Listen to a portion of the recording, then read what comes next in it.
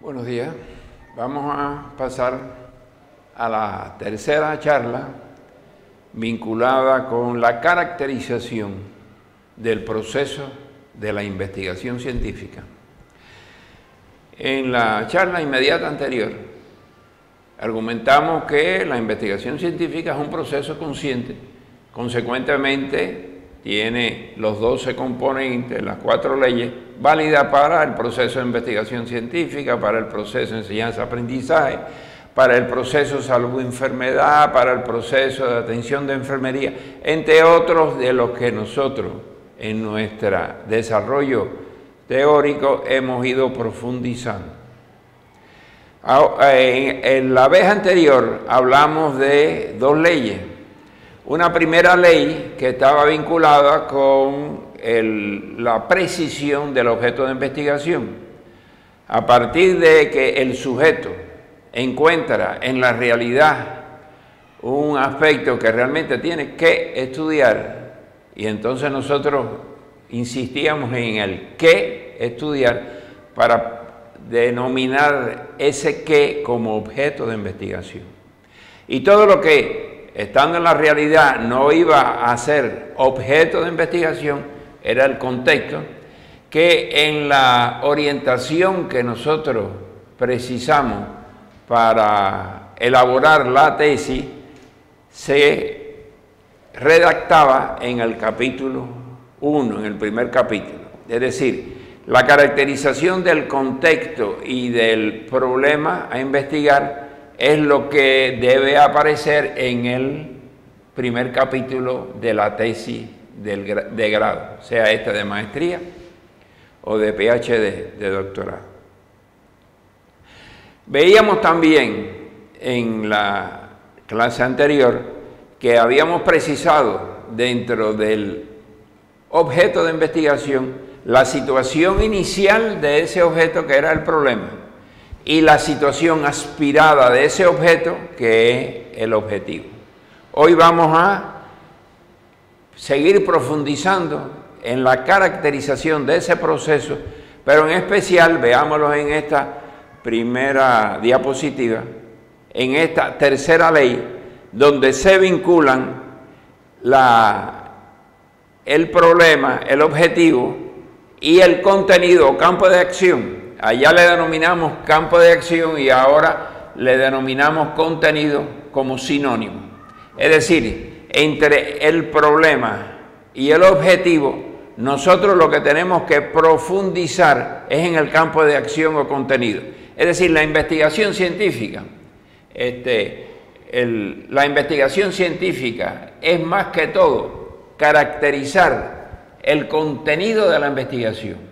La investigación científica es profundizar en aquellos aspectos que van a caracterizar lo que investigo. Es decir, dentro del objeto de investigación, yo quiero profundizar en el contenido, es decir, en lo que, y repito la palabra que lo puedo graficar el objeto como un que en mayúscula, y el contenido, campo de acción, en un que en minúscula, porque aunque reduzco lo que estudio, abstraigo un aspecto más preciso de lo que estudio,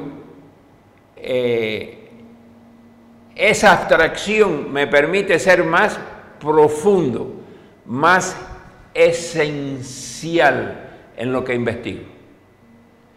Es decir, paso de la realidad a estudiar un objeto de investigación y dentro de ese objeto profundizo en un aspecto más restringido, más abstracto, pero a la vez que es más abstracto, lo caracterizo más profundamente, más esencialmente. Por eso ese es mi gesto. La realidad, el objeto y el campo de acción o contenido, y es en ese contenido en el cual yo voy a profundizar. Y ese contenido, regresemos a la diapositiva, ese contenido se logra caracterizar, precisar a través del método. Es decir, ¿cómo voy a investigar? ¿Cómo voy a profundizar? A la palabra cómo, a la interrogante cómo, está asociado al método. ¿De qué manera investigo, profundizo, caracterizo? Ese es el método. Es decir, el método es el vínculo, regresemos a la diapositiva, el método en esta tetraléctica, el método es el vínculo entre el problema y el objetivo como resultado de caracterizar el contenido.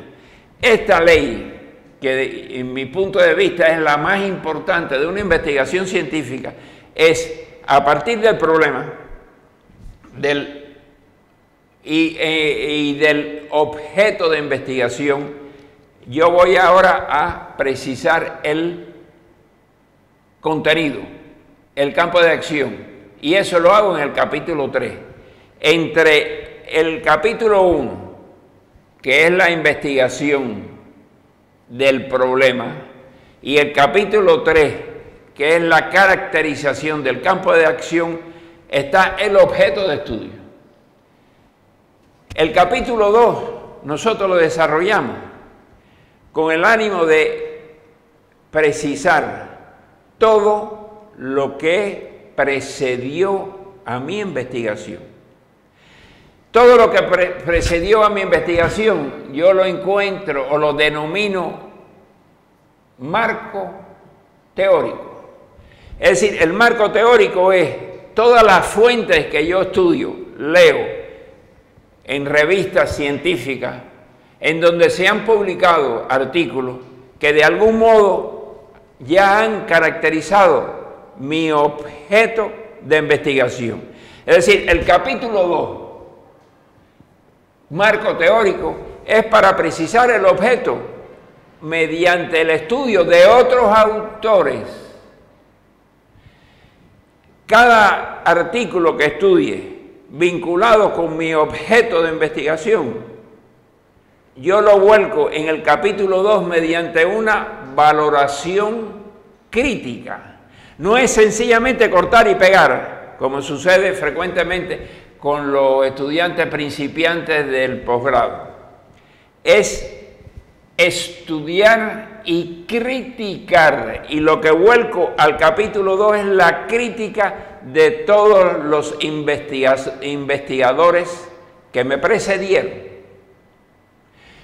Criticar no quiere decir que yo revele solo lo malo, al contrario, yo puedo decir, este autor me ha servido muchísimo para la caracterización de mi objeto de investigación, o sea, para acercarme a la solución del problema. Pero, y en el pero es donde usted se hace máster o PhD, pienso que le falta esto. Repito, el marco teórico, capítulo 2, es el análisis crítico de todo lo que se ha publicado con respecto a el objeto, mi objeto de investigación. Y lo critico en el sentido de resaltar aquellos aspectos positivos que voy a retomar en mi modelo teórico o campo de acción o contenido, ya van 3 sinónimos para evidenciar el capítulo 3. Todo lo que yo evidencie en el capítulo 3 que no se reveló en el capítulo 2, en el marco teórico, porque los investigadores que me precedieron no profundizaron en el aspecto que yo como investigador pienso que puede ser lo más importante, y que ellos ayudaron al desarrollo de la ciencia en esas investigaciones precedentes, y que yo voy a tener en cuenta, por supuesto, voy a tener muy en cuenta, por supuesto. Y entonces lo que hacemos nosotros ahora es introducir algún elemento distinto, algún aspecto novedoso que esos autores no estudiaron y que yo sí voy a revelarlo en el capítulo 3, en mi modelo teórico, contenido o campo de acción. Repito, veamos de nuevo otra vez la diapositiva. Entre el problema y el objetivo, yo a través de la manera en que investigo el método, voy precisando el contenido, el campo de acción o modelo teórico, que es mi caracterización de dicho objeto. Es decir, entre el marco teórico, objeto de estudio, y mi contenido o modelo teórico, está mi caracterización de esa realidad, porque pienso que estudiando esos aspectos que hasta ahora ningún otro autor lo había hecho, es la manera de revelar la esencia, lo más importante, lo más significativo de ese objeto, y que quizás si yo logro revelar esos aspectos más importantes, es la vía de resolver el problema y alcanzar el objetivo consecuentemente desde este punto de vista.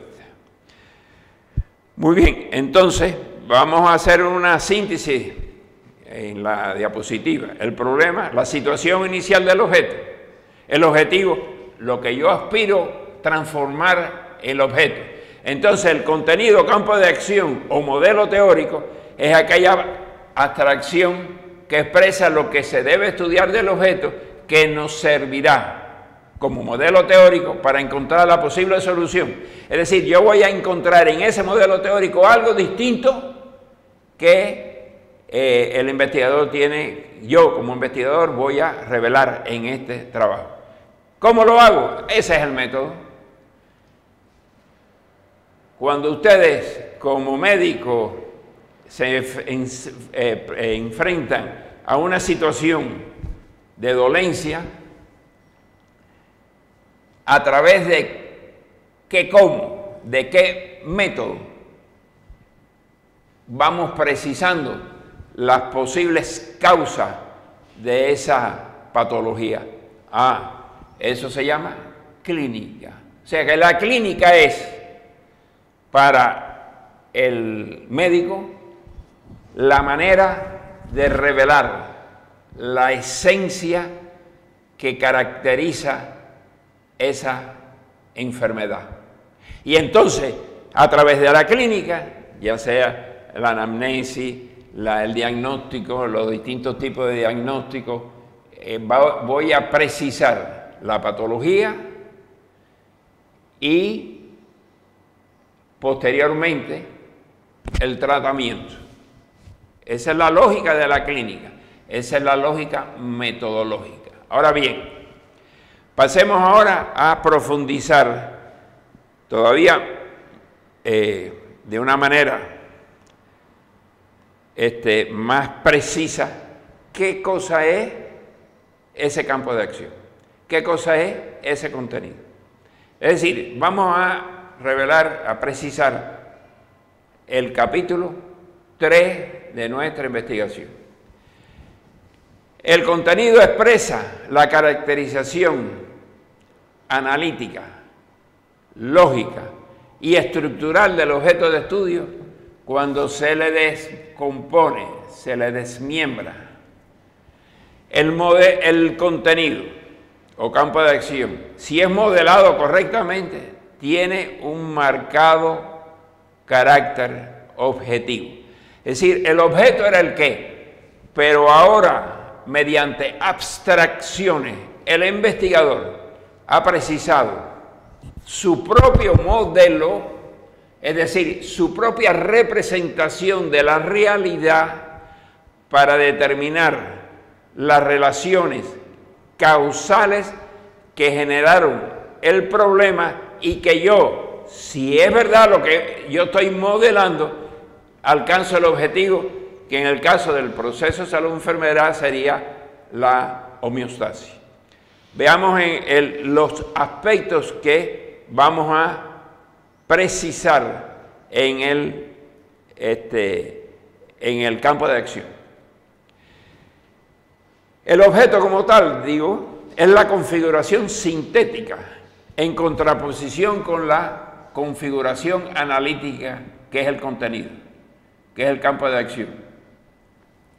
El objetivo es el objeto sintetizado y el contenido o campo de acción es el análisis. ¿Qué quiere decir analizar? Veamos esta segunda parte. El análisis es el procedimiento lógico que me permite descomponer los aspectos constitutivos de ese objeto. Es decir, mediante el análisis revelo los componentes. El componente es un elemento esencial del objeto, del proceso, que en su ordenamiento, en su estructuración, me permite conformarlo. Fíjense que aquí hay tres palabras vitales: componente, ley y estructura.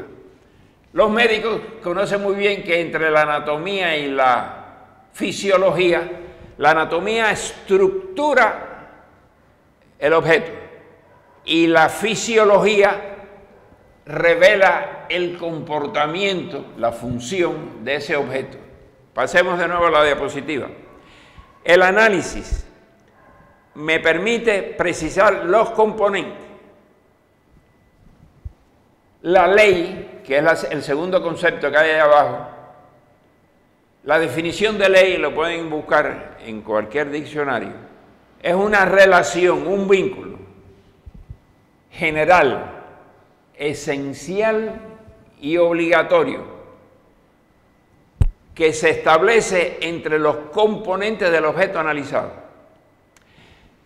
General, porque mediante la ley caracterizo a todos los objetos similares.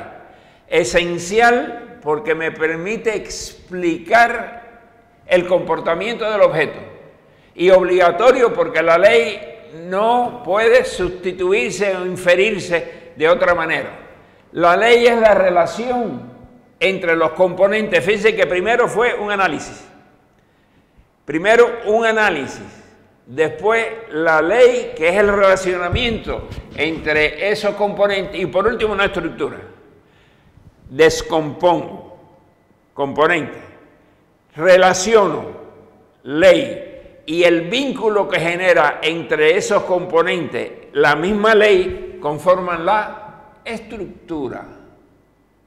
Anatomía, fisiología.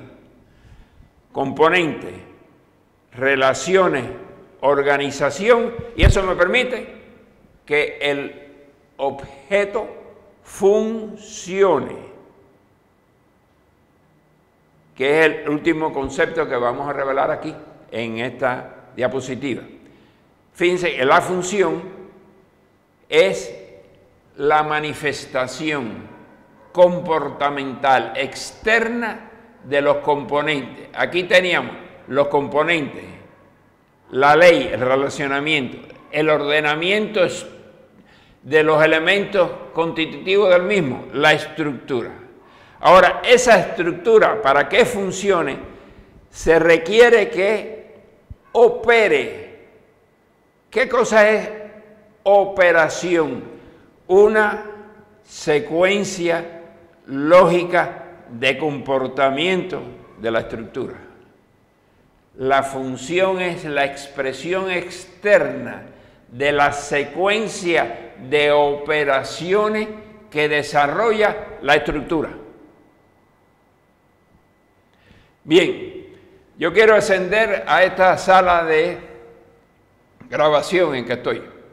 Para ello yo necesito llegar a la casa, tocar el timbre para que me abran la puerta.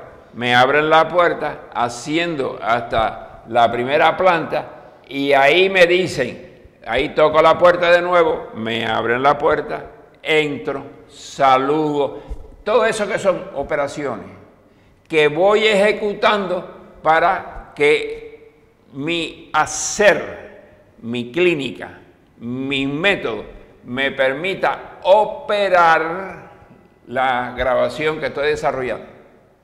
Es decir, las operaciones son acciones ordenadas lógicamente para que los componentes relacionados y estructurados funcionen. A mí no se me ocurre subir la escalera sin haber abierto la puerta, porque lo único que logro es chocar con la puerta. Es decir, es una secuencia ordenada de operaciones que me permite el fluir de la estructura. Si yo altero la lógica de las operaciones, no funciona el objeto. Entonces, fíjense cuántos elementos están aquí presentes. 1, componentes. 2, leyes, relaciones entre los componentes. 3, estructura. Y para que todo eso funcione, tiene que pasar por las operaciones,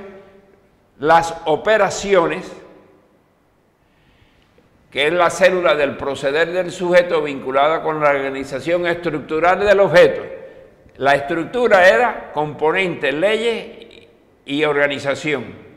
Pero para poder dinamizar esa estructura es necesario ir en una secuencia lógica de procederes, y esa es la lógica de las operaciones. Por eso entra otra categoría más, proyectémonos, la lógica. La lógica es el modo en que se desarrolla el proceso en su dinámica interna. El modo en que se dinamiza el proceso tiene su fundamento en las leyes que ya habíamos destacado, que subyacen como esencia, y fíjense que la palabra esencia está destacada porque es lo fundamental, lo más importante, y se expresa a través del orden de las operaciones que lleva a cabo el sujeto. Es decir, ustedes, los investigadores, cuando van a hacer su modelo propio, su modelo teórico, el contenido de su investigación en el capítulo 3, tienen que tener en cuenta todos los contenidos que anteriormente había estudiado pues, en otros autores. Capítulo 2, marco teórico. De ese marco teórico extrae un conjunto de componentes que ya lo revelaron otros investigadores. Quizás le aporto 1 o 2 más, pero lo que yo sí empiezo a precisar como aporte mío es las leyes, es decir, las relaciones entre esos componentes, buscando una ley nueva que no estudiaron los anteriores y que sí me permita decir, mi aporte teórico es este. ¿Teórico qué quiere decir? Que yo fui capaz de entender componentes, algunos nuevos, quizás otros viejos, pero ese vínculo, esa ley, esas leyes, porque a lo mejor no es una sola, sino varias.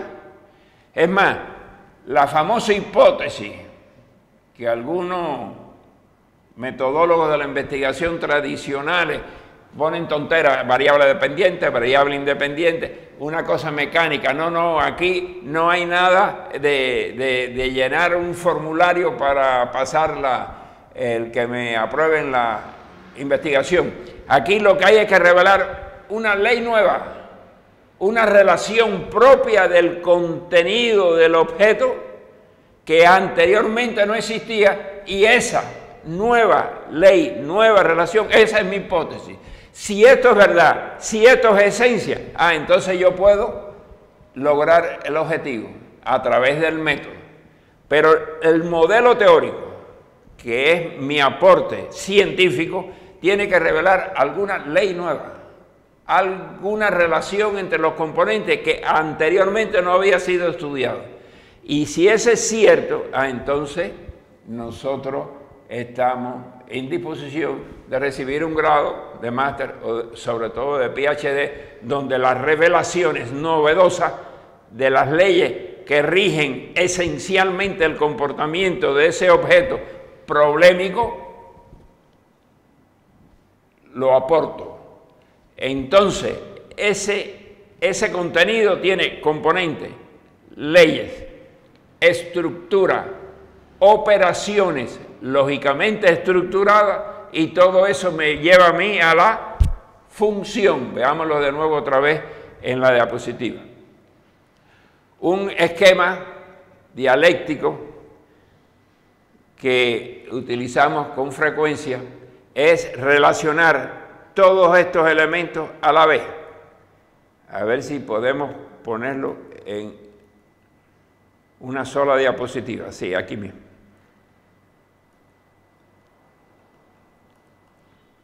Fíjense, el conocer el contenido revela una relación entre conceptos,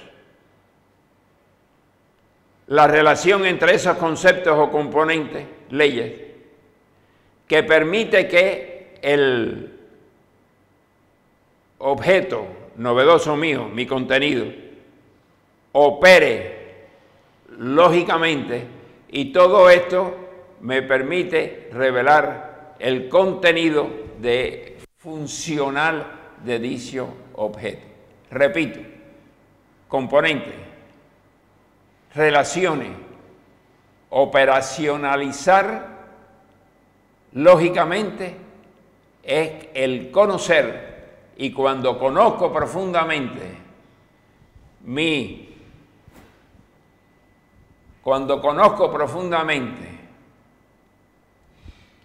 dicho objeto, dicho campo de acción, revelo en mi modelo propio algo nuevo, algo distinto, que es mi aporte teórico a esta investigación.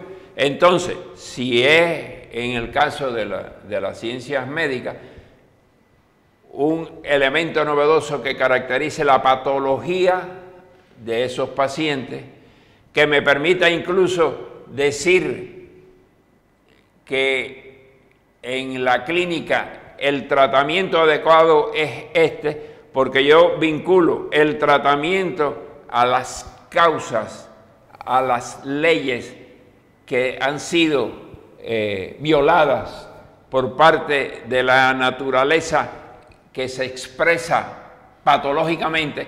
Entonces ya yo descubrí esa ley, y entonces lo que tengo es que hacer estructural los componentes en donde ya entran los medicamentos, la fisiología,